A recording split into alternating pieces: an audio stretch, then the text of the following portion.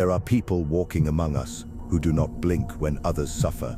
Their eyes do not flinch at pain. Their voice does not stutter when they lie. They walk into a room and instantly measure what they can take from it. Not with curiosity, not with fear, but with a cold, calculated silence that feels strangely calm. It is not always the loud ones. Sometimes it is the charming ones. The ones who smile without their eyes. The ones who say everything right until you realize something feels disturbingly wrong. Most of us believe that evil comes with warning signs. We think the truly dangerous ones shout, scream, or lose control. But what if the most dangerous minds are the quietest? What if evil wears a suit, makes you laugh, compliments your talent, then watches you fall without a flicker of remorse? The human conscience, we are told, is universal. A voice inside that warns us, whispers when we cross a line, reminds us to feel bad when we hurt someone. But what if that voice is not inside everyone? What if for some, it never existed at all?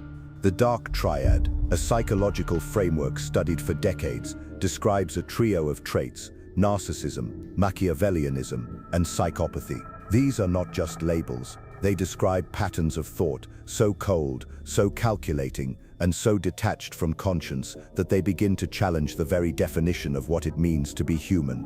The most haunting among them is psychopathy, not because of what it looks like on the outside, but because of what is missing on the inside. A true psychopath does not feel guilt like you do.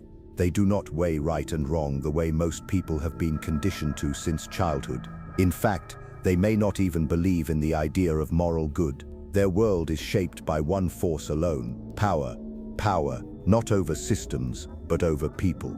Not to build, but to control, to manipulate, to destroy, quietly.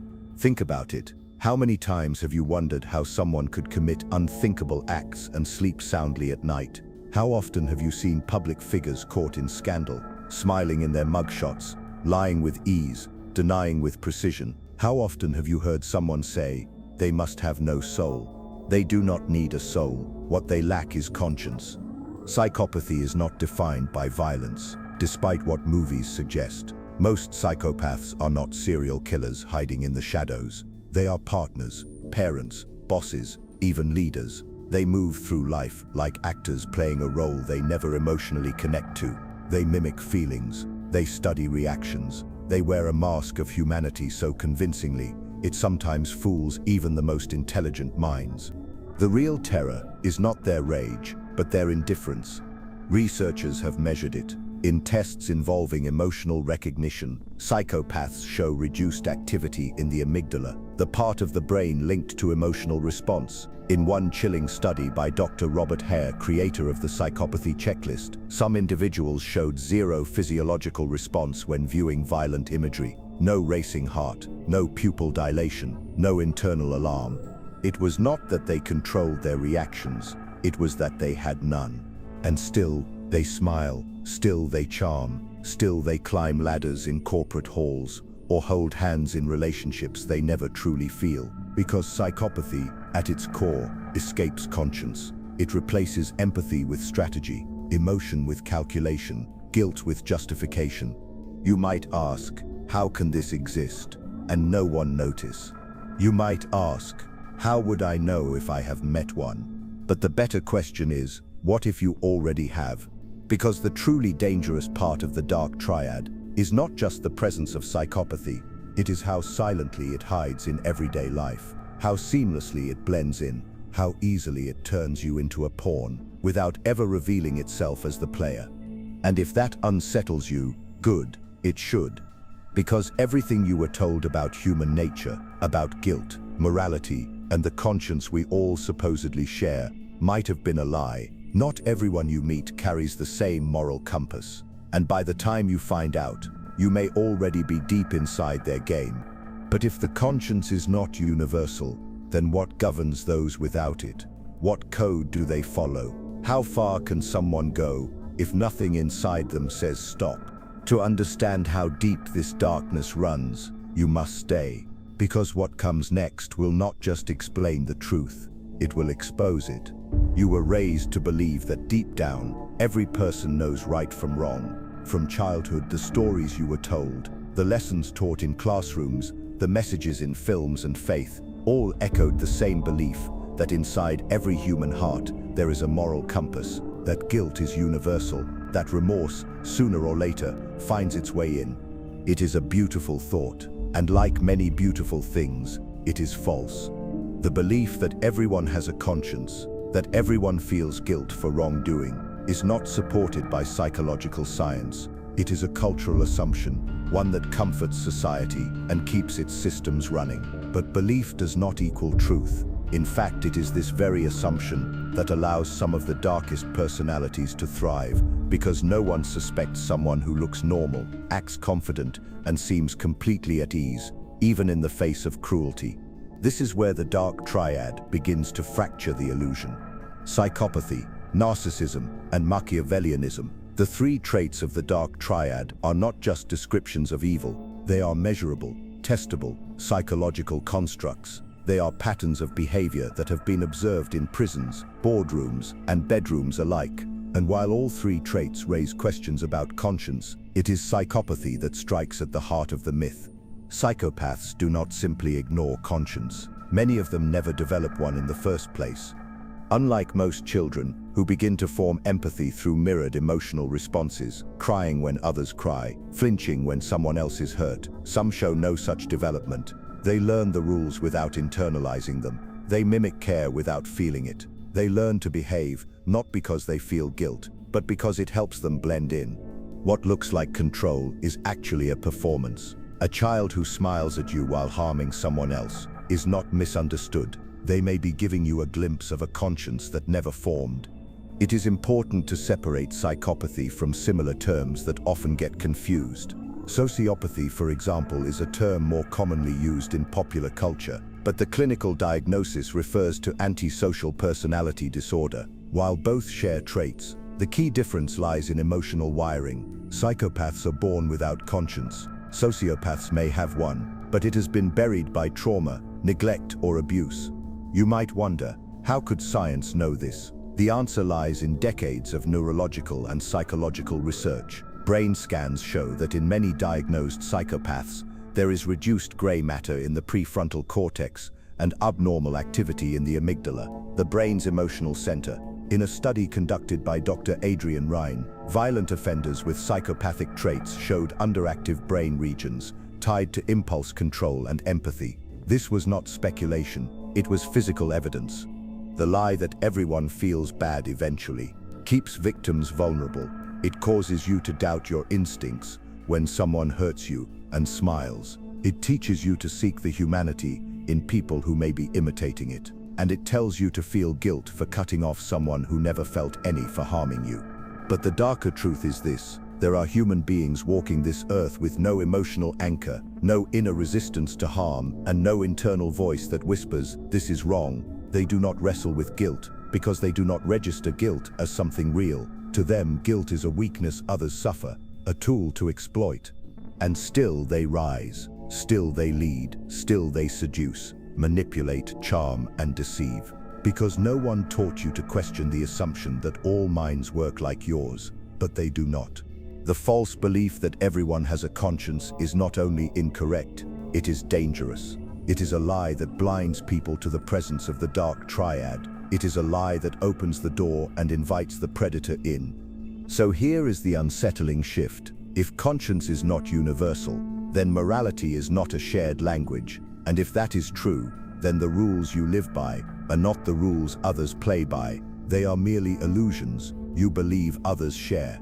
How many people in your life have worn that illusion well?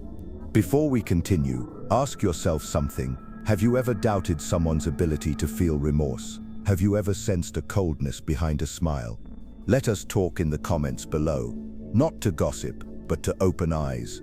And if this truth resonates with something you have felt but could never explain, stay with us. Subscribe, not because it is expected, but because what we are about to reveal could change how you see everyone around you. What if the people you trusted the most were never capable of guilt in the first place? To understand how psychopathy escapes conscience, we must first understand the anatomy of the Dark Triad. It is not a singular disorder, it is a constellation of traits. a pattern of personality configurations that operate beneath the surface of society's moral expectations. Coined by psychologists Delroy Polhus and Kevin Williams in 2002, the term Dark Triad describes three interrelated yet distinct personality traits: narcissism, Machiavellianism, and psychopathy. Together, they form a blueprint for manipulation, deception, and emotional detachment, but they are not identical. Let us begin with narcissism. Narcissistic individuals are consumed by fantasies of power, admiration, and superiority. They crave validation, not because they lack confidence, but because their self-image is constructed entirely from external reflection. Their conscience exists only to preserve their image. They do not ask, "Was that right?" They ask, "Did that make me look powerful?"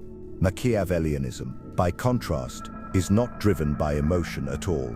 It is rooted in cold logic. Machiavellian individuals believe that the world is inherently deceptive and that manipulation is not wrong, it is necessary. They strategize rather than feel. Their moral compass is based on outcome, not process. They will lie, cheat, and betray, so long as it furthers their goal. For them, conscience is an outdated tool that slows down efficiency. But it is psychopathy that occupies the darkest corner. While narcissists need attention and Machiavellians need control, psychopaths need nothing, not from you, not from anyone. They are not empty, as some suggest. They are complete in their detachment. The rules that bind others do not even register, not because they are rebels, but because for them, there is nothing to rebel against. At the core of psychopathy lies one terrifying reality: the absence of empathy. Not a reduced capacity for empathy, not a learned indifference, but an internal void where emotional resonance should be.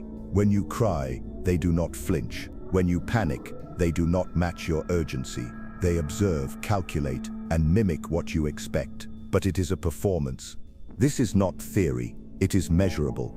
Robert Hare, the leading authority on psychopathy and creator of the Psychopathy checklist, has evaluated thousands of individuals in clinical and forensic settings. His findings are consistently disturbing.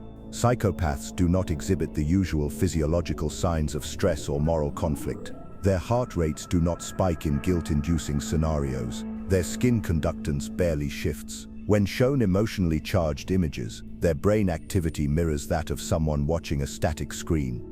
In one study from the University of Wisconsin-Madison, researchers used functional MRI scans to observe the brains of incarcerated individuals diagnosed with high psychopathic traits. Compared to control subjects, the amygdala and ventromedial prefrontal cortex areas responsible for empathy and decision-making were significantly less active. These were not people who chose to shut off emotion. These were people whose brains were built without the architecture for it. That is what makes psychopathy unique within the Dark Triad. While narcissism and Machiavellianism may still contain some fragment of social emotion, psychopathy often contains none. And yet it hides in plain sight. Unlike cinematic stereotypes, most psychopaths do not wear their traits like scars. They do not necessarily commit crimes. Many function successfully in society. Some even thrive. They sit in offices, wear tailored clothes, speak in calm tones, and pass every surface test of normalcy. But underneath, their mind is running a different script. They do not see people, they see leverage. They do not feel shame, they feel nothing. And still, the world rarely spots them, because they have learned how to mimic what others expect to see. A smile, a tear, a moment of reflection. It is not real, but it works. This is the anatomy of the Dark Triad. 3 faces, 1 function: to extract, manipulate, and dominate without conscience. So here is a question. How many people in your life have made you question your instincts, only to charm their way out of accountability? And more importantly, what if that charm was not a skill, but a weapon? We are not done yet, because understanding the traits is only the beginning. What you must now see is how a psychopath thinks. Imagine someone who knows exactly what makes you trust them, laugh with them, open up to them, and uses that information not to connect, but to control. Now imagine they feel no emotional reward when you praise them, no remorse when they hurt you, and no shame when they lie to your face. This is not a person who is broken. This is someone operating on a different psychological frequency, one where the conscience never speaks, and psychopathy guides every move. To grasp the full weight of this, you must understand. A psychopath does not think like you. They do not react like you. The emotional signals you rely on, shame, empathy, guilt, even fear, are dulled or entirely absent in their internal world. Their brain processes emotion as data, not feeling. You cry, they note how your face changes. You beg, they analyze your tone. You forgive, they mark the weakness. This is not empathy, this is calculation. Research confirms what experience often fears to believe. A comprehensive study conducted at King's College London in collaboration with the Institute of Psychiatry showed that individuals with psychopathic traits displayed low responsiveness in the ventromedial prefrontal cortex, an area responsible for processing moral emotions. Their reactions to stories involving pain or moral dilemmas were analytical, not emotional. They discussed cruelty like math, cause, effect, opportunity. Psychopaths can mimic emotion. That is what makes them so disarming. They do not laugh because they feel joy. They laugh because they know it will make you comfortable. They say, "I love you," not because it is true, but because it keeps you attached. Their behavior is not random, it is engineered. The game is subtle. In relationships, they often start with idealization, excessive praise, affection, charm. It feels overwhelming, but irresistible. You are drawn in, not by accident, but by design. It is called love bombing, and it is one of the first tactics a high-functioning psychopath uses to disarm your instincts. Then comes the switch. Once they have your trust, they test how much they can bend your boundaries. They provoke, then deny. They blame, then apologize. They create chaos, then offer peace. Not because they are confused, but because this is how they gain control.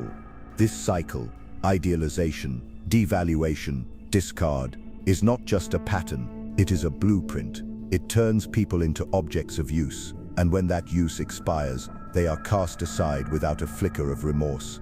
There is a myth that psychopaths are fearless, unshakable forces. In truth, they are reactive, not to emotion, but to exposure. They hate being seen for what they are, not because they feel shame, but because it disrupts the illusion. They live in a constant performance, and any challenge to that performance is treated as betrayal.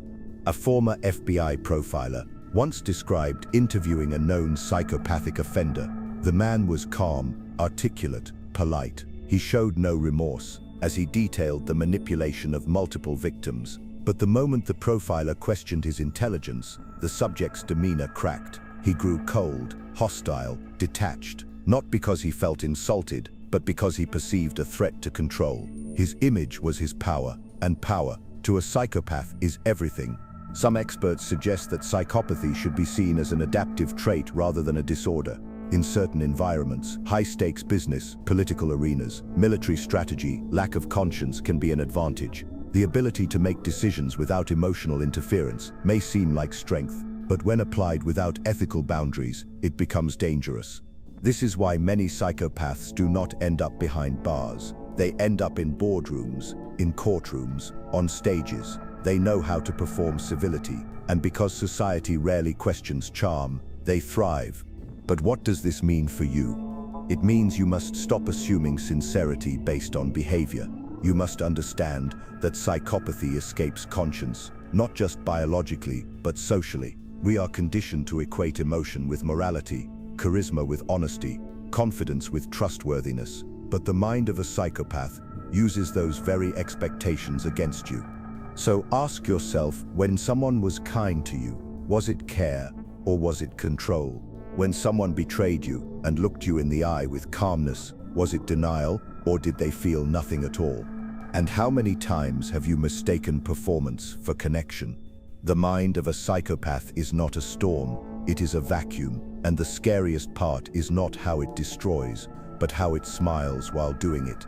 But why does society reward such minds? Why are the traits of the Dark Triad so often praised rather than punished? Stay with me, because that question may change how you view power itself.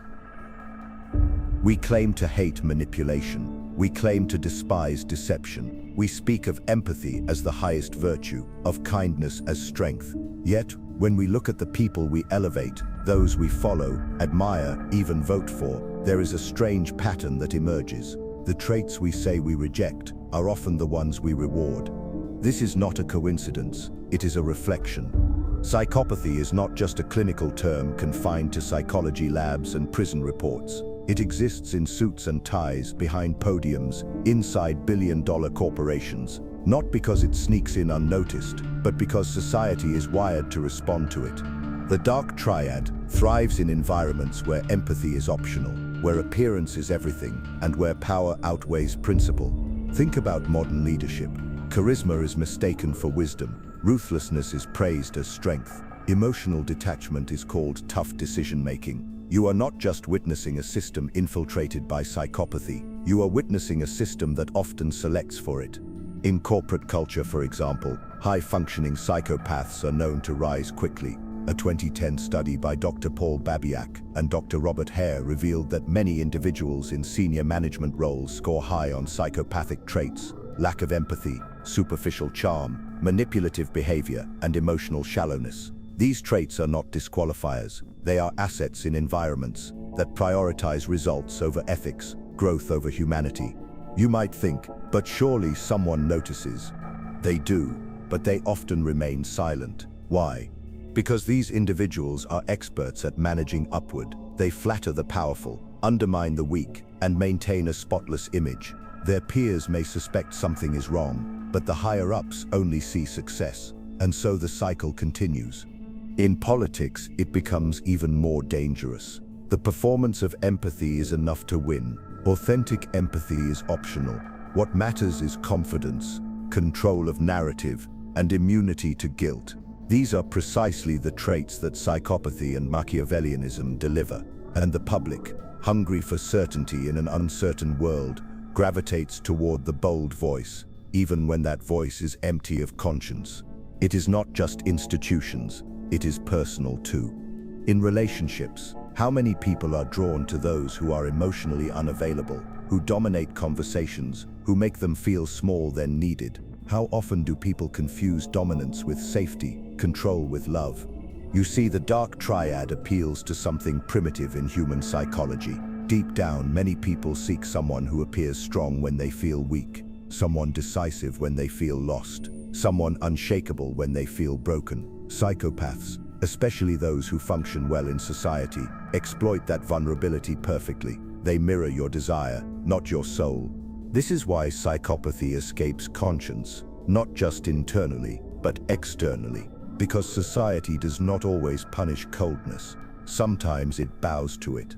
Even in popular culture, the romanticization of dark traits is everywhere. The anti-hero, the rebel genius, the mysterious loner who just needs understanding. These are often dressed-up versions of emotional detachment, manipulation, and moral disregard. And we cheer for them, not because we are cruel, but because we are conditioned to equate power with value, no matter the cost. That is the mirror. We claim to value empathy, yet idolize those who lack it. So ask yourself, how many leaders do you admire, not for their character, but for their confidence? How many influencers rise, not because they build others up, but because they tear others down with charm and wit? How many people do you trust, simply because they seem certain? The truth is unsettling, but it must be faced. The success of those with Dark Triad traits is not always despite their nature, it is often because of it. And as long as society confuses emotional detachment with leadership and charm with virtue, psychopathy will remain invisible, empowered by the very people it controls. So what does this mean for you? It means the next time you admire someone, ask yourself why. Ask whether you are seeing their soul or only the shadow they cast. And it means this: you cannot protect yourself from what you refuse to see. But what about the people on the other side? The ones who get pulled in, hurt, and discarded? What happens to them? Let us now enter the aftermath, where the victims are not always who you expect. You do not always know when you are being manipulated. Not at first, not when the smile is warm, the words are kind, and the attention is so intoxicating that your doubts begin to feel like disloyalty. That is how it begins, not with fear, but with fascination. You do not fall into the trap because you are weak. You fall because someone studied your needs better than you understood them yourself. That is the cruel brilliance of psychopathy. It does not hunt with violence, it hunts with precision. It calculates, mimics, adapts, and once you are hooked, it pulls without resistance. And when it lets go, there is no explanation, no closure, no guilt. You are left unraveling your memories, wondering how someone could harm you and still sleep peacefully. The answer is that they feel no friction, they feel no conscience. The Dark Triad, especially in its psychopathic form, removes the internal alarm that most of us experience when we hurt others. Where you would reflect, they rationalize. Where you would apologize, they shift blame. And where you break down, they move on. Victims of such minds are not always easy to identify.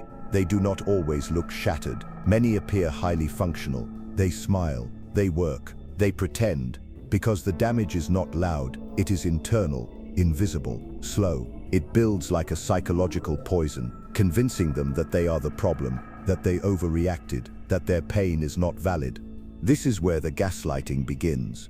A manipulator with psychopathic traits does not just deny your reality, they rewrite it. They convince you that your memory is flawed, that your emotions are excessive, that your instincts are broken. They distort timelines, twist meanings, and use your words against you. And because you are still trying to understand, still believing they have a conscience, you question yourself instead. And it works, every time. Because the greatest lie you were told is that if someone hurts you, they must feel bad about it eventually. But the victims of the Dark Triad learn something darker. Some people hurt you, then blame you for bleeding. What follows is often a trauma that psychology now recognizes as complex emotional abuse. Victims report symptoms similar to post-traumatic stress disorder, nightmares, anxiety, identity confusion, and emotional numbness. But unlike traditional trauma, this one leaves no visible mark. Friends do not always believe you. Family may side with the abuser, and the predator, as always, appears calm, rational, misunderstood. This is not rare. In relationships, in workplaces, in friendships, victims of high-functioning psychopaths often suffer silently, ashamed that they did not recognize the signs sooner. But the truth is not that they were naive. The truth is that psychopathy is designed to be hidden, and the people who are most compassionate, most empathetic, are often the easiest to trap. This is the great injustice. The very qualities that make someone good, empathy, loyalty, trust, become the weapons used against them. And it is not just about individual pain. There is a societal consequence. When victims of psychological manipulation are dismissed, their stories minimized, their abuser excused, it sends a message that charm outweighs cruelty, that performance hides truth, that conscience is optional. You may have seen this happen, you may have lived it. Have you ever found yourself doubting your reality because someone made you feel unstable? Have you ever kept quiet about mistreatment because the person who hurt you looked too good on paper? Have you ever watched someone you love get used, discarded, and replaced, all while the one responsible walked away untouched? Then you already understand. The victims are not weak. They are everywhere. They are you, me, and all of us, who once believed that every human heart must carry a conscience. So here is the warning. Not everyone who looks back at you in love truly sees you. Sometimes they see only a mirror they wish to control. And here is the invitation. Begin listening to your instincts again. Because in the next part of this exploration, we will confront the truth you have been circling from the start. A truth not just about others, but about the very idea of morality itself. You were taught that the conscience is universal, that deep inside, everyone has a voice that whispers when you lie, tightens when you cheat, and burns when you hurt someone who trusted you. This voice, we are told, is what makes us human. But what if that voice is not born into everyone? What if it is not even real? The truth is this: conscience is not a biological default. It is a learned response. It develops through connection, through empathy, through experiences that link your emotions with the emotions of others. You learn guilt because you learn to care. You learn shame because you see pain in someone else's eyes and recognize it in yourself. But if that connection never forms, if the emotional mirror is broken or never installed at all, then guilt becomes irrelevant. Psychopathy escapes conscience, not because it rebels against it, but because it was never bound by it to begin with. Let that sink in. Not everyone around you feels bad when they hurt someone. Not everyone carries regret. Not everyone believes in right and wrong the way you do. And most disturbing of all, some people learn how to fake it so well you would swear they feel it too. They do not. This is not just psychology, this is philosophy too. The idea of conscience has always been central to ethics. Philosophers from Immanuel Kant to David Hume have debated whether morality is internal, divine, social, or instinctive. But what happens when science shows us that some minds are born without the capacity for moral emotion? Is morality a choice, or is it simply a privilege of brain wiring? Neuroscientific studies show that in many individuals with high levels of psychopathy, the amygdala, the area of the brain linked to fear, emotion, and empathy, is underdeveloped or underactive. The circuits that create internal moral friction simply do not light up. This is not abstract. This is visible on a scan. And yet, many of these individuals function. They smile, they speak, they marry, they lead, they sit in church pews, in courtrooms, on dating apps, at dinner tables. They pass as human because outwardly they are, but inwardly, their moral landscape is a desert. So the question is no longer whether psychopaths feel bad. They do not. The question now is, can someone live an entire life, harming others, without ever feeling wrong, and still be considered sane? Because that is where we must confront a terrifying idea, that our entire moral structure is built on the assumption that everyone operates within a shared emotional reality. But psychopathy proves otherwise. The Dark Triad reveals that manipulation can be deliberate, conscience can be missing, and performance can replace sincerity with devastating success. That is the truth you have been circling. And now I must ask you to do something that may be difficult. Write in the comments below, what part of this truth unsettled you the most?